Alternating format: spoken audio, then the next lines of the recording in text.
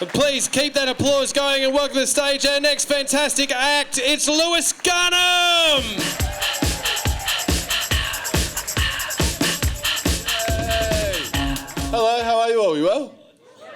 Cool. I live in Melbourne, did the big lockdowns in Melbourne. During lockdowns, I got too inside my own head. I got too freaked out about shit that I probably don't need to freak out about. I got really scared during lockdown. I read an article about Google and how much Google knows about all of us. That freaked me out. Like everyone in this room, Google knows so much about all of you. Knows where you are at all times, tracking you, listening to your conversations. Google knows how long your thumb hovers above certain links. Whoa. They still haven't figured out how to direct me home without leading me into roadworks, which is weird, I think. That's weird, isn't it? Like I was on my way home 3 weeks ago, Google Maps led me into a massive thing of roadworks. I was there for 20 minutes. I was like, I know that these roadworks are here now that I think about it, do you know what I mean? And I'm just a normal person. Google knows that I had a conversation 3 weeks ago about maybe buying an electric toothbrush with my uncle, but they don't know that there's fucking roadworks on Moreland Road. Like, come on, mate. Figure it out. I feel like Google knows so much now about all our personal lives. That's a bad precedent that they've set, that they've stolen all our data like that. But now that they have said it, let's use it in the maps. Use all the shit that you know about us in the Google Maps, make our lives more convenient. Make it more fun. The Google Maps should be this detailed at this stage. It should be like you're driving along and it says, turn right here to avoid the red light. You'll drive down a small alleyway. There'll be a young man crossing the road. You can swerve to avoid him if you'd like, but that'll take 3 seconds off your journey. Alternatively, you can drive straight through this young man, which might seem like an unethical decision at first, but this particular young man, he's actually a football player. He's 18 years old. He's been training every day to play in the AFL. But in his spare time, each night, he types into Google ways to tell my dad that I don't want to be a footy player. So if you drive straight through him and fuck both his ACLs, you'll give him the excuse he needs for his dad. Make your choice, do you know what I mean? Little ultimatums like that. Let's make it like a video game. Let's make it exciting. You're driving down the freeway, that guy on the side of the road owns a cafe where every menu item is a pun. And you can just clip him or whatever, you know? Fuck that guy. Why don't you have a nice day, dickhead? At least use, like I feel like Google, at least use my secrets to make my journey more convenient. Like you know everything about me, Google. Google Maps still gets confused when I'm on my way home and I pull into the Macca's drive-thru. Come on, mate. Like, you're tracking me, you're listening to my conversations, you know where I was last night, you know tonight, we know what I was doing, you know what I was up to, you know it didn't go that well. And then it always says, please proceed to the route. This is the fucking route now. Obviously.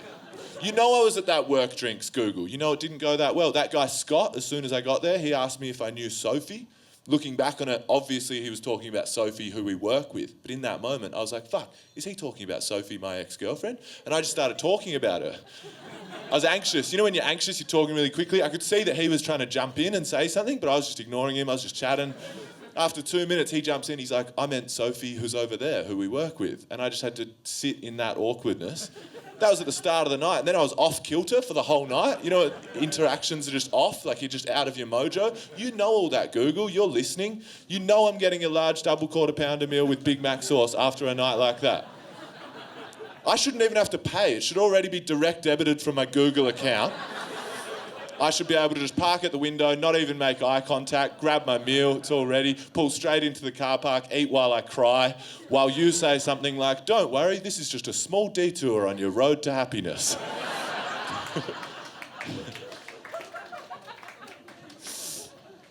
Favourite thing about driving? I don't like Google Maps, but my favourite thing about driving is flashing the headlights after a speeding camera. Ooh. Fuck me, you guys into that? That's good shit, isn't it? Driving in the country, you see a cop pulled over, speeding cameras out, and then you just get to flash, you just get to warn everyone, don't you? Don't worry, guys, I got your back. Fuck, I love that. What a feeling. I've never done heroin, but from the descriptions I've been told, I think it's similar, hey? I get a bit aroused when I do it. Is that weird? Flash them, I go, fuck, I'm a bit engorged now. Always do it. I do it too much, if anything. I'm 80 Ks past, still flashing.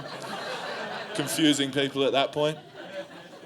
I think I do it so much, I love it so much because, like, here's the truth of the matter. I'm sorry, but I hate cops, right? I'm sorry. If there's any cops in tonight, I'm sorry. I hate you. But I'm not brave. I'm not going to do anything with that thought. Do you know what I mean? I'm not going to tell a cop that out there. I'll do it here because it's art and they can't do anything. But as soon as I get out there, I'll be like, oh my God, I'm so sorry, officer. I'm so scared of you. You've got a gun. I'll suck your dick. I'll do whatever. I'm so sorry. I'm so sorry. But in my own little way, I will bring them down. Last year, middle of lockdown, I found a speeding camera in Melbourne. I parked 30 metres past it, sat there all day. Did a 12-hour shift. That's pretty good, isn't it? May 24th, 2021, Darebin Road, they didn't get a single person. I will flash the headlights in any situation. No matter what's taking place in my life, I will flash the headlights. Me and my ex-girlfriend, we were driving through the Grampians once, right? And we were in a big argument. We got lost. We started arguing. You know when you start arguing and then the argument ends up somewhere else? It ends up you're arguing about something that you always argue about. Started off with us getting lost. Ended up with this argument that we always used to have. And this was a very common argument. Everyone always has this argument, all relationships. It was that thing where, like, she was going like, you're so avoidant. Anytime we try to talk about our emotions or our relationship, you always change the subject to something trivial. And I was like, no one knows what Macaulay Culkin's name is, hey? People know how it sounds as a whole sound, but no one knows what his name, like, no one knows where his first name ends and his second name begins. And then we drove past a speeding camera and I couldn't help it. I said to her, I was like, she was midway through saying something and I said, can you please flash this car? You've got to warn him. And she was like, are you fucking serious? I was like, no, you're right. That was silly. I'll do it for you. And I leant over to flash it. And that was a bad move in the end. Ended up with her saying, she was like, you don't care about this conversation. You don't care about our relationship. I think we should break up. I was like, I think it's just a small detour on our road to happiness. And I was wrong. It was an exit. Anyway, yeah, when I told Scott from work that, he was not into it at all. He thought it was weird. Enjoy the rest of your night, guys. Have a good one. See you later. Lewis Garnham, ladies and gentlemen. Please make some noise for Lewis.